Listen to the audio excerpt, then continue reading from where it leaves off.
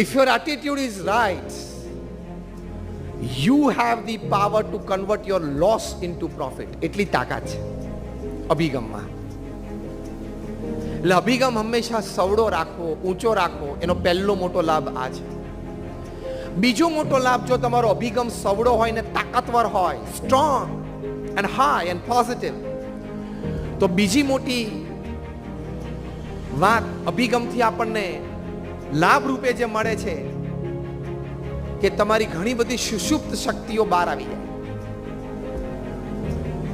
અભિગમ સવડો હોય ને તો તમે પરિસ્થિતિ કે સંજોગ એના ભાર નીચે દબાઈ ના જાઓ કે ના લડી લેશું, થઈ જશે, નહીં વાંધો આવે. આવું પહેલા એક વખત બનેલું અને આપણે બહાર નીકળી ગયા હતા, લેટ્સ ગો. એ અભિગમથી છે ને તમારી ઘણી બધી લેટન્ટ ટેલેન્ટ્સ છે ને બધી બહાર